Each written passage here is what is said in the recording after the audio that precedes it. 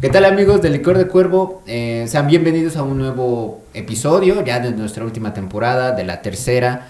En esta ocasión tenemos a grandes escritores, grandes artistas, y hoy nos acompaña Eduardo Parra Ramírez y Javier Galicia García, que ya saben que estamos con este nuevo modo de hacer entrevistas con dos entrevistadores. ¿Qué tal? ¿Cómo estás, Javier? Bien, gracias. Bien. Emocionado por compartir mesa con el escritor Eduardo y contigo. Excelente. Eduardo, ¿cómo estás? Todo bien, muchas gracias. Sí. Gracias por la invitación. A ti, gracias por aceptar. Bueno, pues estamos aquí en una mesa, en una mesa realmente, y me gustaría primero algo que me sorprendió y algo que no sabía. Yo tuve el gusto de estar en uno de tus talleres, en estar siendo guiado por ti, pero algo que me sorprendió fue que hiciste cine antes. Uh-huh. Tú estudiaste cine, sí. Formaste parte bueno, hiciste guiones, estuviste en este mundo, pero ¿qué pasó del cine a la literatura? ¿Qué te ofrecía la literatura para dar ese salto hacia ella? ¿Cuál fue el ofrecimiento de la literatura para dejar un poco el cine o para dejarlo? Uh-huh. Mira, para contestarlo con mayor justicia, yo diría que la literatura apareció primero, okay, como una forma de, digamos, refinar mi sensibilidad y de expresarme. El cine fue algo que yo pensé que era mi vocación en la época de mis estudios de bachillerato. Pero la literatura aparece primero, digamos, en el momento de la infancia, cuando yo, para egresar de una soledad forzada, me veo obligado a buscar mis amigos, mis interlocutores en las bibliotecas familiares, en donde había mucha literatura, o sea, libros de novela, cuento, poesía, etc. Y ahí emprendí un camino que yo no sabía que era un camino vocacional. Uh-huh. Es decir, ahí empecé a escribir por gusto, por afán de emular a aquellos escritores que me decían algo con su voz, ¿no? Con su palabra. En la medida en que avanzó mi adolescencia, pensé que la vocación era otra cosa. Y me deslumbraron ciertas disciplinas, sobre todo de las ciencias sociales y muy concretamente del cine. Y entonces tuve un paso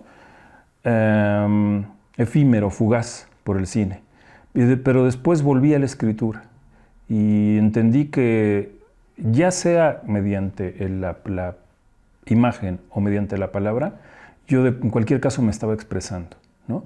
Entonces, digamos que ese deseo por hacer cine se canalizó por otros medios. A final de cuentas, yo me quedo con la sensación de que mi vocación siempre era expresarme en un medio de una manera tan estética y profunda como fuera posible, ¿no?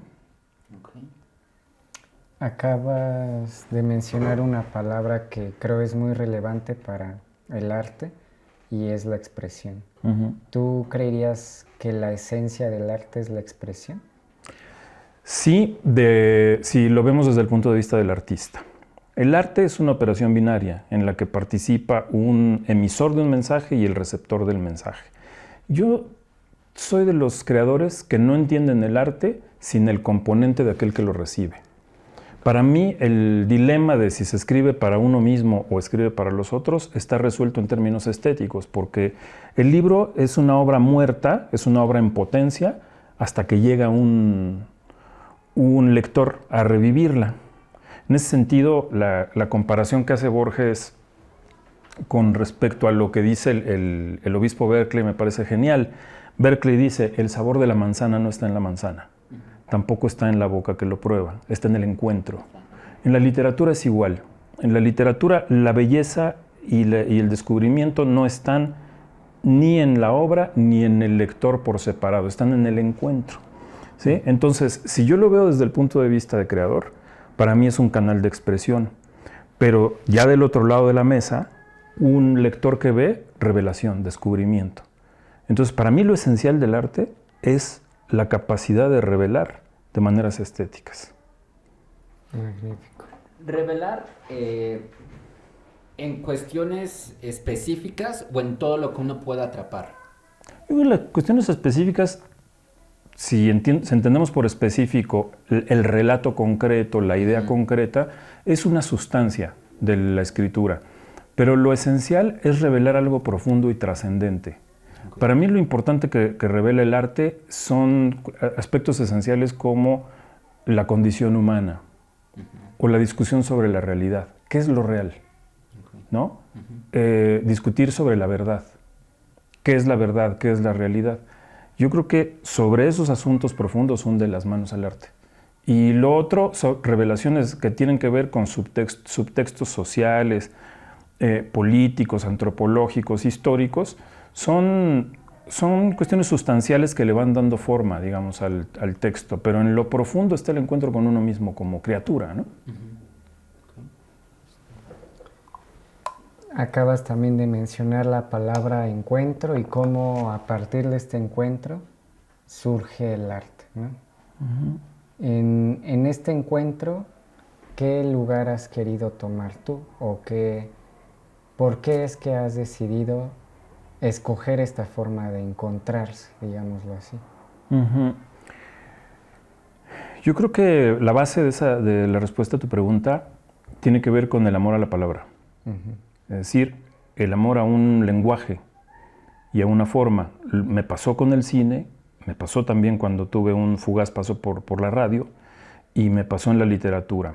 El amor a la forma, es decir, que uno sea capaz de articular un lenguaje, pero un lenguaje que ya existe y que tiene sus códigos y que tiene sus soluciones integrales propias y, digamos, resignificarlo, procesarlo en tu crisol creativo y después devolverlo cernido de reflejos, ¿no? Que son propios de tu estilo, de tu personalidad. Entonces, para mí, el encuentro se da una vez que uno localiza su voz, pues mediante el trabajo con la palabra, que en esencia es eso, amor a la palabra y a la forma literaria. En el caso concreto de lo que yo hago, es a la narrativa y a la poesía. Ok, muy bien. Cuando tuviste tu primer encuentro, que fue en la juventud, y empezaste a experimentar y a tener todos estos sabores, ¿no? Todas estas formas, y ahora que ya lo procesas, digamos, un poco más, que ya lo estudiaste, que ya lo meditaste, que ya tienes cierto tiempo, ¿madura el arte? ¿O tu forma de expresar maduró? ¿Tu forma de expresar sigue siendo, no sé, de rebelión? ¿Sigue siendo, no sé, o sea, ¿se puede madurar en el arte? Es una pregunta muy interesante porque si lo ponemos en términos de madurez, es decir, que se van encontrando formas cada vez mejores, más eficaces, más sosegadas, digamos, más calibradas. Pero yo más bien me gustaría ponerlo en términos de evolución, ¿no? Okay. La escritura es el resultado de un proceso. Entonces, cuando vives la escritura como vocación, es decir, escribes más allá del resultado. Escribes independientemente de que tu escritura se cristalice en un libro o cristalice en un guión o en lo que sea. Entonces, uno escribe y de esa escritura salen libros. Por lo tanto, la escritura va evolucionando con uno y vas evolucionando de acuerdo a tus diferentes momentos vitales. Evidentemente yo escribía muy diferente cuando era adolescente, primero porque no conocía tan bien el oficio, no conocía tan bien el idioma, básicamente lo que me sobraba era pasión y también tenía preocupaciones muy concretas desde el punto de vista ideológico, ¿no? Pero con el tiempo mi proceso se fue decantando y ahorita te diría, ya que mencionaste la rebeldía, tengo ciertas cuotas de rebeldía directamente relacionadas con la inconformidad y con no ser complaciente con lo que te dice el status quo. Okay. Pero tampoco ya no pienso como cuando era adolescente, que la literatura era un arma de la revolución o cosas semejantes, ¿no? Ok. También has hablado de la vocación. ¿Qué es para ti la vocación y cómo es que descubriste que tu vocación estaba en esta expresión? Lo dices bien, es un descubrimiento. Descubres que es una vocación después de que lo abordaste con una pasión. Para mí la mejor definición de vocación la da Bukowski cuando dice, encuentra lo que amas y deja que te mate. ¿No? Esa para mí es la mejor definición, porque es como, ¿qué es lo que tú vas a amar? ¿Cuál es el oficio que vas a amar? Un oficio en el que te vas a encariñar con todas las partes del proceso, ¿no? Escribir no es soñar con el momento de publicar la obra y que vengan todos los beneficios. Escribir es el momento en que te sientas a pensar, en que haces la disciplina del oficio, que te enfrentas al vacío y a la angustia de los bloqueos, todo eso. Entonces, eso lo descubres, la vocación la descubres en la medida en que se va haciendo oficio. Primero escribes porque necesitas escribir, porque tienes ganas, porque está en ti, porque la literatura es en ti. Y después te das cuenta de que puede ser o un modo de vida o un destino, que es a lo que tú le entregas tu devoción y tu sacrificio, ¿no? O sea, te sacrificas tu talento en ese altar. Entonces yo diría que de ese modo se realiza la vocación, con independencia de lo que signifique ser un escritor profesional, que eso ya es otra cosa, ¿no? Tiene otro matiz. Okay. ¿Y qué es ese escritor profesional? La profesionalización del oficio es cuando tú cada vez estás más cerca de dedicarte exclusivamente a un oficio y vivir de eso y entrarle pues a los códigos de lo que te impone una industria, por ejemplo, una industria editorial, etc. Entonces, el escritor se profesionaliza de diferentes maneras. Cuando escribe, publica y trata de vivir de lo que escribe, pero también cuando se aboca a actividades que son tangenciales o que son subsidiarias de la escritura. Por ejemplo, cuando se traduce, cuando se hace reseñas, cuando se dictamina para una editorial, cuando se hace trabajo de ese tipo, ¿no? ¿Cuál crees que es el poder más importante de la palabra? El más importante es subjetivo. Yo creo que no hay una sola respuesta para eso. Pero creo yo que lo más importante, desde este lado, desde mi punto de vista, es la capacidad que tiene la palabra de que un sujeto se encuentre consigo mismo. O sea, la palabra es el logos. Independientemente de que la palabra pueda tener destinos estéticos, la palabra también es el vehículo mediante el cual todo lo que tienes adentro, que no tiene nombre, que está dentro de ti como imágenes, como sueños, como contenidos no conscientes, lo saques de ti y lo pongas afuera en un artefacto verbal. Eso tiene un montón de beneficios. Para empezar, tiene un beneficio con respecto a ti, te conoces mejor. Entonces, la palabra sería una cosa que coadyuva a que el sujeto se conozca mejor y por lo tanto pueda tener una noción de lo que es su destino. Y también la palabra es un vehículo de transformaciones personales, ¿no? Sí, sí. Ya me surgieron muchas dudas. Voy a tratar de ser lo más claro. Primero, dijiste que de la profesionalización del escritor y hablaste sobre cuando uno lo toma como oficio, también hablamos sobre el arte, que tú crees que es cuando llega al receptor. Pero a ver, cuando hubo una vez que yo recuerdo no recuerdo qué maestro fue, pero dijo, me parece que Amparo Dávila, citó a Amparo Dávila diciendo que ella no pensaba en el lector, que ella escribía, ¿no? Que ella escribía. Y ella de alguna forma también profesionalizó se hizo su oficio de escritora, Sí. Y escribió bastante, bueno. Cuando uno hace libros y quiere seguir escribiendo, pero su necesidad no es que lo lean, o no es que ser publicado, o guardar algunas notas para ti, ¿seguirá siendo arte? ¿Seguirá siendo... ¿seguirá uno en busca de esa evolución misma? Sí, la pregunta es muy relevante y yo me rompí la cabeza con ese dilema durante mucho tiempo. Hoy yo diría que lo tengo más o menos claro. Controlado. Sí, no sé si controlado, pero sí claro, en el sentido, por lo menos conceptualmente claro, y digamos lo tengo claro en mi propia experiencia. Para mí se escribe con base en dos dispositivos. Uno de ellos es la creación directa. Cuando te sientas a sacar el bicho, ¿no? Y que dices, esto es lo que vive dentro de mí.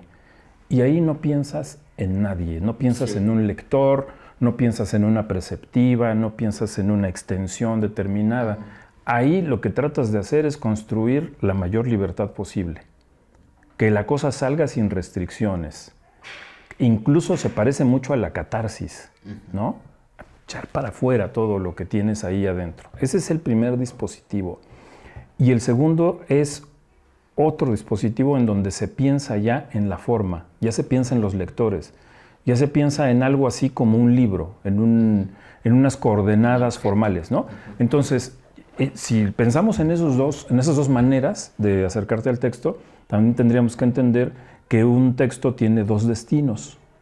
Tiene un destino literario, el destino que tú le das a ese texto como una obra estética y como una obra reveladora y, vamos a decirlo así, como una obra tuya, propia.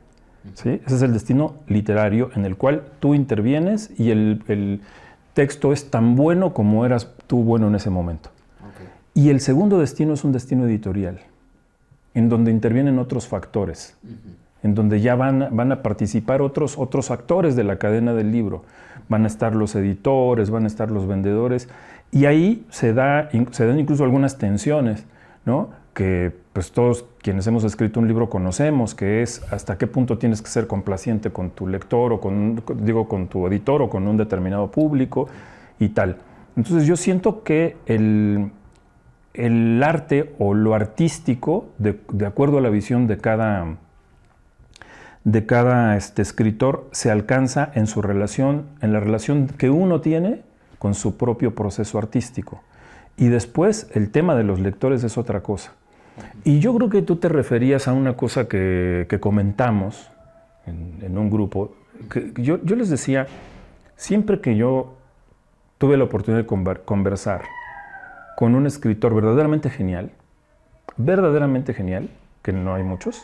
O sea, cuando yo pude platicar con Amparo Dávila, o cuando pude platicar con Fernando Vallejo, o con Gerardo Denis, o con quien sea de los escritores que yo estimo mucho y he podido hablar con ellos, siempre les pregunto lo mismo, si piensan en su lector. Ah, fuiste tú el de esa clase. Así sí. es. Yo les preguntaba si pensaban en su lector y todos me dijeron que no piensan en el lector. Ajá. Pero no piensas en el lector en ese momento en que tú estás... Escribes. Porque cuando tú escribes es como un sueño lúcido, que no puedes interrumpir dando concesiones a una cosa que está fuera del sueño.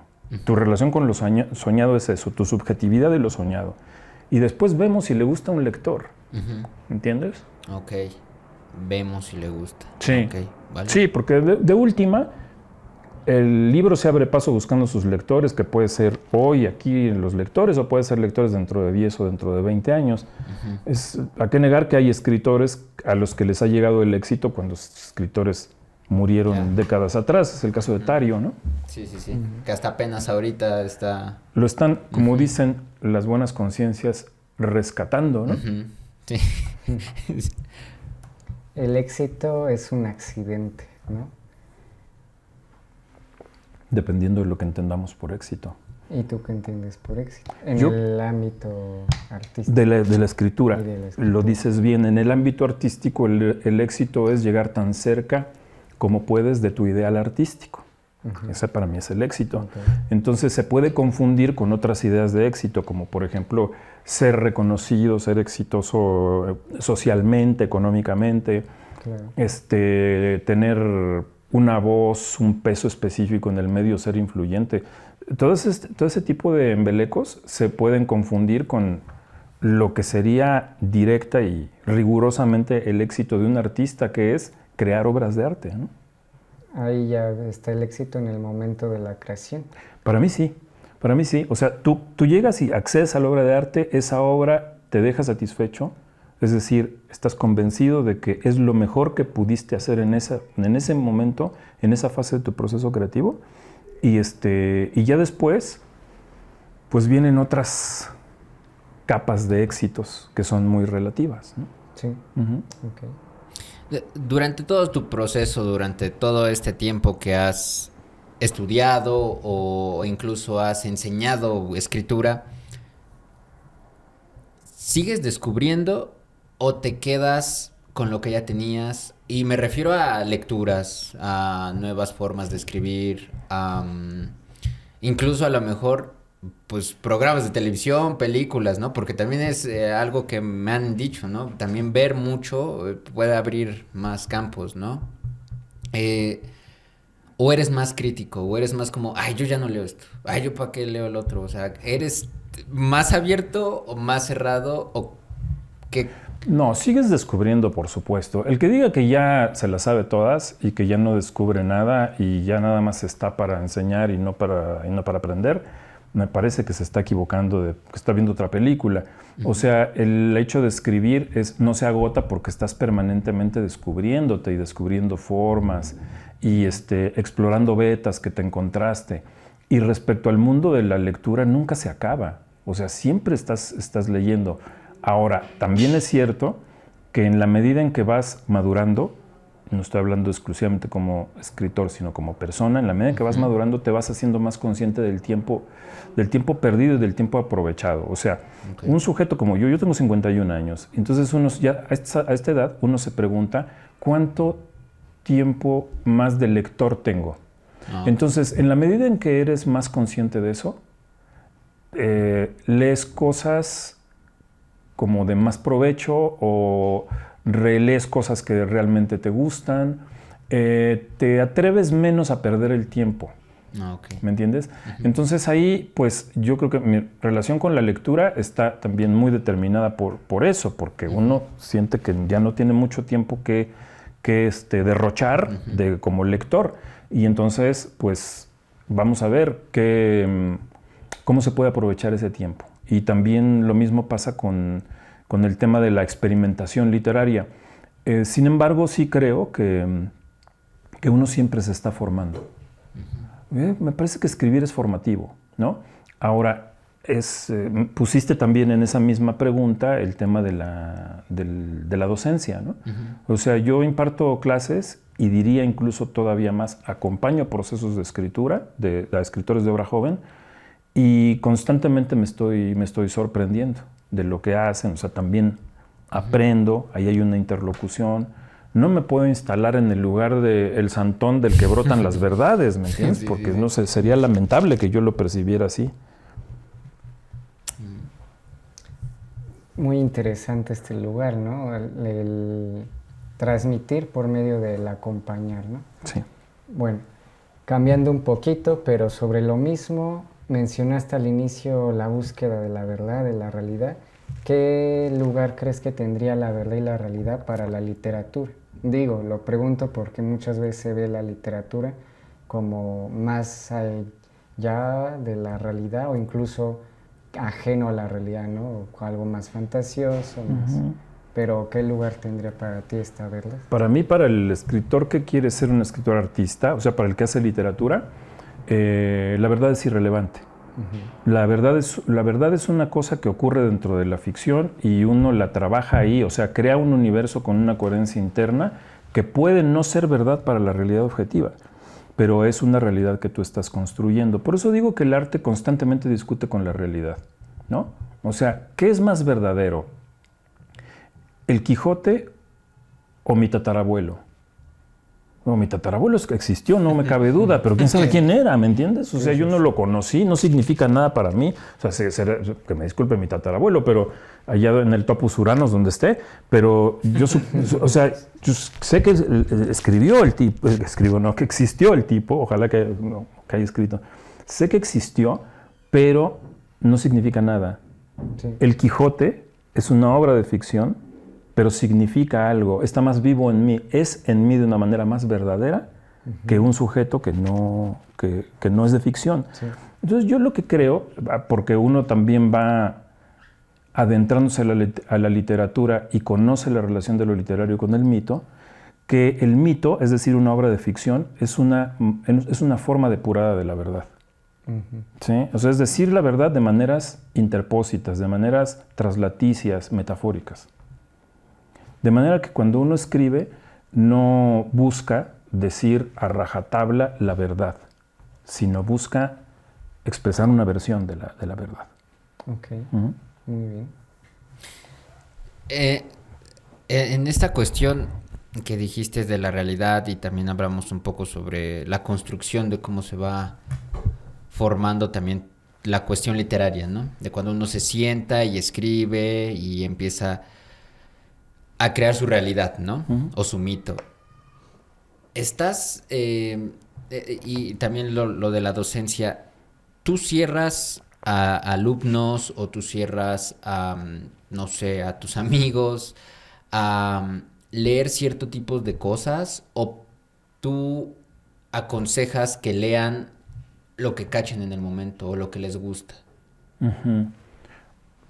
Primera respuesta, porque tiene varias, yo comparto aquello que me entusiasma, aquello que me hizo algo, que me hizo daño o que me dio un beneficio inmediato, porque también el daño es relativo. Una obra que te hace daño, que te lastima, por ejemplo, puede tener un beneficio posterior.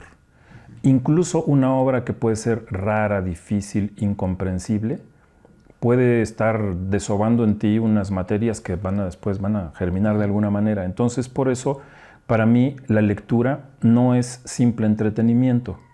Es un proceso de formación, de interrogación, de mundos escritos y de interlocución. Entonces, yo recomiendo las cosas que me entusiasman, que me gusta compartir porque les encuentro complejidad, les encuentro matices. Ahora, también tengo compromisos como formador, como docente, y entonces comparto obras que son susceptibles de ser analizadas, que por alguna razón entraron en la tradición y te dan algunas riquezas, algunas cosas, ¿no? Y también pienso que un autor en su formación, pues lo interviene una gran dosis de azar. Entonces también yo aconsejo que todo el mundo se deje sorprender por las cosas que no esperaba, ¿no? O sea, de pronto estás caminando por una ciudad desconocida, te encuentras una pequeña librería de viejo y te encuentras un volumen que se publicó hace 50 años, empolvado, y te llama la atención el título. Y entonces lo compras y te lo llevas y te revela un autor que tú no conocías. ¿Entiendes? Ahí también hay una dosis como de superstición, como de hallazgo mágico en esto de la formación.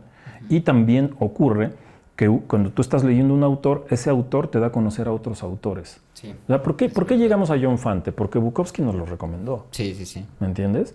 Si no, John Fante sería un nombre que se habría quedado por ahí. En el olvido. Sí. Entonces un autor te va dando a conocer a otro y con esto cierro la pregunta, es muy importante no dar por hecho que el canon te tiene que gustar. Sí. O sea, no es obligatorio que te guste Shakespeare o que te guste Cervantes, o si eres latinoamericano que te guste Cortázar o García Márquez. Creo que uno tiene que leer de maneras desprejuiciadas para ver con qué autores y con qué obras mi sensibilidad se da la mano, ¿no? Y también un poco el quitarse, siento yo, esto de debes de iniciar con, ¿no? O sea, el famoso si quieres leer terror, inicia con Edgar Allan Poe, ¿no? O sea, Claro. Creo que yo en todo mi transcurso casi siempre me dicen, lees terror, ya leíste Edgar Allan Poe, es como de, pues ya, ¿no? Pero ¿por qué nada más me recomiendas a él, no? O sea, ¿por qué no hay más? Creo que eso es algo bueno, eliminar un poco te recomiendo ¿no? Iniciar Sí. por, ¿no? Sí, mira, yo pienso también que como que las obras y los autores tienen puertas, ¿no? Entonces, éntrale a tal autor por esta puerta. A lo mejor no es su mejor libro, ¿me entiendes? Correcto. O sea, puede ser un libro mediano en su producción, pero tal vez sea el que va a decidir si tú te enganchas o no te enganchas con él. O sea, te pongo como ejemplo. Yo recomiendo en mis cursos, y a la gente que no lo conoce, recomiendo a Mario Lebrero, Sí. ¿no? A mí me queda claro que Dejen todo en mis manos no es su mejor libro, pero creo que es la mejor puerta para entrarle a Mario Lebrero. Es un libro divertido, es un libro ágil que te mete al mundo de lo lebreriano sin los rigores y los pesos y los compromisos intelectuales que tienes que afrontar cuando lees cosas de más porte del Lebrero, como por ejemplo El discurso vacío o El lugar, ¿no? Sí. Okay. ¿Cuáles han sido tus mayores influencias en el mundo de la literatura? De autores que yo leí. Autores, sí. Mira, son muchos y tuvieron que ver con fases, porque yo fui un lector muy temprano, muy precoz y muy caótico. Como tenía que buscar por mi cuenta en las bibliotecas, la de mi padre, la de mis hermanos y la de un tío, y tenía que buscar, entonces nadie me enseñó a sistematizar y fue caótico y se imponían o bien algunos entusiasmos que me suscitaban algunos autores, o bien algunos desafíos que me suscitaban otros. O sea, me metía un chico de 12 años que lee el manifiesto del Partido Comunista, ¿no? Un fantasma recorre Europa, esto empieza bien, pero después se te pone otras complicaciones, ¿no? Y habla de violencia y de lucha de clases y todo eso. Entonces, tomando en cuenta que mi proceso fue caótico, yo te diría que cada momento tuvo una importancia, una fase. Mira, por ejemplo, a mí me dijo mucho, me ayudó mucho y me interesó mucho un autor como Boris Vian. Un tipo maravilloso, un tipo libre, provocador, capaz de confeccionar artefactos verbales muy extraños, muy originales, ¿no? Muy sugerentes. Yo con Boris Vian tuve un viaje de años, que además, déjame agregar una cosa, era difícil conseguir sus libros cuando yo lo empecé a leer en los años 80. Sí. Entonces eso le agregaba un valor, porque había que ir a buscar sus libros a ver dónde los sacabas, ¿no? Hablo de un momento en el que pues no era posible conseguir los libros en versiones digitales y todo esto, entonces era una experiencia leerlo. Fue muy importante para mí, no sé, Ambrose Bierce en su momento. Hemos mencionado aquí varias veces a Bukowski. Yo ya no lo leo con tanta pasión, pero fue importantísimo en mi adolescencia para mí Bukowski. O sea, me enseñó que la estética y la belleza no necesariamente están juntas. Y otras muchas cosas, provocaciones, y que tú puedes encontrar lo mejor de una sociedad allá en las alcantarillas, allá abajo, sí, ¿no? Fue muy importante para mí, y lo sigue siendo, Borges. O sea, para mí Borges es una especie de modelo, ¿entiendes? Y de la tradición mexicana, Rulfo y Jorge Ibargüengoitia y Juan José Arreola. En fin, sería muy, muy largo mencionarlos, pero Guillermo Cabrera Infante, ¿no? Estos que te enseñan que escribir también es un concierto, ¿no? Hay músicas en la escritura y hay fiestas, ¿no? Entonces, bueno, mencionaría esos autores. Ok. Yo creo que hasta la fecha es casi, no sé, a mí me ha pasado que es casi nulo encontrar libros de Boris Vian. Tengo nada más 2 de él, Rompecorazones y El Lobo Hombre. Son los únicos que he encontrado por ahí. Yo lo veo mucho por ahí circular, ¿Sí? ¿no? Sí, yo he visto mucho el otoño en Pekín, por ahí, ¿qué otra cosa? Y aparte también cuando lo encuentro es muy barato. Cuando lo encuentras es muy barato. Sí. Mira, antes la obra de Boris Vian en español estaba dispersa en un montón de te encontrabas un libro en Tusquets, pero te encontrabas otro libro en Edasa y te encontrabas otro libro en vete a saber qué editorial independiente.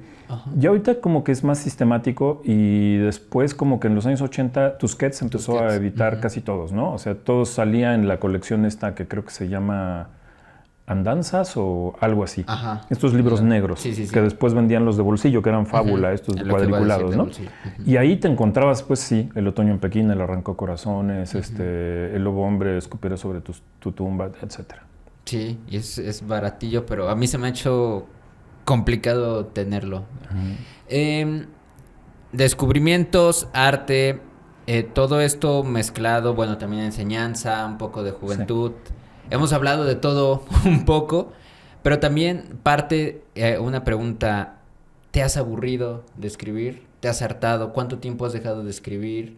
En algún momento la famosísima cuestión, ¿soy bueno para esto? Claro. Cuéntanos de ese proceso de frustración que has tenido? O sea, vamos de lo bueno a lo malo. Y de regreso. Y de regreso. Sí, como no, pues hay momentos de crisis, como yo supongo que como todo oficio, y sobre todo con todo oficio que siempre es inaugural, ¿no? O sea, ¿por qué digo que es inaugural? Porque nadie antes de mí escribió mis libros, así que nadie me va a enseñar a escribirlos. Yo tengo que aprender a escribir mis libros, cómo se pronuncian mis historias, las que son en mí, las que yo viví directamente o aquellas que me crearon incendios por dentro. Entonces, como tengo que aprender a hacerlo sobre la marcha, pues hay mucha incertidumbre, hay grandes dosis de frustración. De pronto puede llegar a ser muy enfermizo, obsesionarte con la perfección. Y yo soy un sujeto al que le interesa mucho la excelencia, la perfección, la depuración de lo que dice. Pero también esto tiene sus momentos negativos, porque de tanto querer corregir algo para perfeccionarlo, pues puedes matarle lo vivo que tenía cuando recién lo escribiste. Entonces uno siempre está dándose de topes, como a ciegas, como escribiendo a tientas. Nunca me aburrí de escribir. También tengo que decir que una cosa que no siempre me creen cuando la digo, yo nunca me aburro. O sea, no sé lo que es estar aburrido. No sé por qué tengo como a lo mejor demasiada esquizofrenia y hay personas allá dentro de mí platicando, ¿no? Diario. Contándose cosas o discutiendo o qué sé yo qué, ¿no? Pero nunca me aburrí. Lo que sí me puede haber pasado es que la escritura puede resultar muy frustrante, muy desesperante, sobre todo para alguien que tiene urgencia de publicar. O sea, mi primera novela tardé 10 años en terminarla.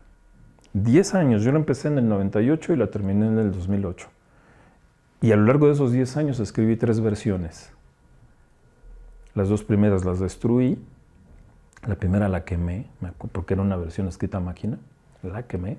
La segunda la borré de una computadora y la tercera fue la que se conoce, la que se publicó. Entonces, detrás de la publicación de una obra, de un librito de 170 páginas que te lees en 3 días, hay años de frustración, de agotamiento y además de incomprensión, porque pues el escritor, se ha dicho y ya es prácticamente un lugar común, el escritor tiene que conquistar su propia soledad y tiene que vivir largos periodos a espaldas de la vida social. Entonces escribir es jodido porque sí, pues vives mucho tiempo encerrado, estás solo, viendo una cosa que solo tú ves, no tienes interlocutores, nadie te entiende el proceso, y cuando lo llegas a publicar, pues el éxito social o como se llame, es relativo y es reducido. Entonces, pues, si no disfrutas el proceso, yo siempre es lo que le digo a todos aquellos que están escribiendo obra joven, si no disfrutas el proceso, mejor no escribas. Porque lo que vas a tener más cotidianamente es el proceso de escribir. Y los resultados de publicar duran 5 minutos. Sí, y yo creo que ese es uno de los procesos por los cuales primero entra, ¿no? a la creación literaria, ¿no? Por querer publicarse, ¿no? Creo que eso es una de las primeras entradas, ¿no? Es el escritor Alejandro Dolina. La gente no quiere escribir, quiere haber escrito. ¿No? Sueñas con tu libro publicado, pero no te interesa el proceso. Y si no te interesa el proceso, estás en aprietos, porque escribir es un proceso. Sí. Y muy largo. Sí, sí. Sí, seguramente. Sí. Ya creo que ya casi estamos a punto de cerrar, pero todavía me gustaría hacer una pregunta más, Claro al que menos sí. de mi parte. Claro que sí. Y es, ¿qué mensaje tú quieres dejar a tus lectores en todas tus obras? ¿Hay algo ahí que tú quisieras que después dijeran, Eduardo dijo esto? No lo pienso Eso es lo mío. mucho. digamos. Sí, no, gracias por la pregunta, pero no lo pienso como un mensaje. A veces nos pasa a los escritores que reaccionamos con prejuicio frente a ciertas palabras. Es curioso, ¿no? Es un prejuicio porque el escritor tendría que ser desprejuiciado justo con eso, con la palabra. Sí. Sin embargo, ¿y por qué te lo digo? Porque a veces la palabra mensaje suena como a una cosa moral o como a una enseñanza o como una cosa así, y que es justo lo contrario, en mi opinión, de lo que hace el arte, ¿no? O sea, el arte lo que hace es una expansión de la conciencia, es una profundización en el ser, en el dilema del ser, es decir, hace preguntas ontológicas de raíz, no el ser aquí y ahora bajo determinado régimen, ¿no? Sino el ser que somos como personas, como almas que tienen un paso por el mundo. Entonces, si lo vemos así, yo creo que lo que queda al final es una gran perplejidad, una insatisfacción por no poder abarcar la aventura de ser en una obra y sobre todo un gran apetito por conquistar la libertad.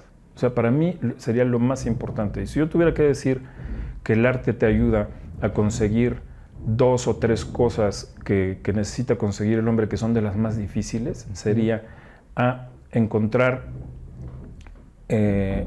a conquistar la libertad, la soledad y el silencio. Okay. Bueno, ahora sí ya estamos cerrando esta entrevista, pero hablamos de Bukowski, ¿no? Lo mencionaste, del viejo indecente. Hay una historia muy curiosa de él, que cuando le piden, porque iba a estar en una como antología de varios escritores, le piden que al final escriba su filosofía de escritura o su filosofía de vida, y que él, para salir temprano y para salir lo más rápido posible, nada más puso "don't try", ¿no? No lo intentes. Esa va a ser la pregunta: ¿cuál es tu filosofía de vida o de literatura? No sé, y no sé si una filosofía se pueda resumir. Dice algún escritor, que ahora no me sale el nombre, pero algún día me saldrá, que lo que sobrevive de la filosofía es lo que se ha poetizado. ¿No? Okay. La poesía es la filosofía portátil. Entonces es muy difícil, porque implica una aventura poética, resumir una filosofía. Okay. Pero yo doblaría la apuesta por esto que contesté ahora. Si no te sirve la escritura para ser más tú, para reafirmarte frente a la vida como problema, tú como problema, la existencia humana como un problema, el cuerpo como un problema, el tiempo como un problema, si no te sirve para problematizar eso y ser cada vez más tú y ser cada vez más libre, no sé para qué te sirve.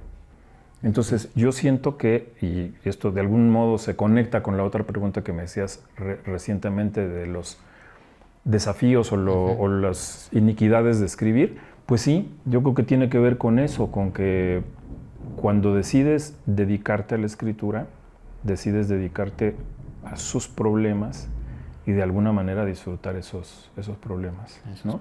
Eso que dijiste de Bukowski, por cierto, agrego, me parece que es su epitafio, ¿no? Ajá. Creo que eso está en su epitafio. Tiene un pequeño boxeador. Sí. Y Don't Try. Ese es el origen de Don't Try. Sí. Sí. Bueno, pues nos despedimos. Muchas gracias Eduardo, por aceptar esta invitación. Javier, gracias por estar aquí. Y pues también gracias a los que se han de haber quedado en el video, ¿no? Cuando subamos esta entrevista. Recuerden que tenemos muchas redes. Tenemos Facebook, Instagram, YouTube, WordPress, TikTok, Spotify. Y aplicación.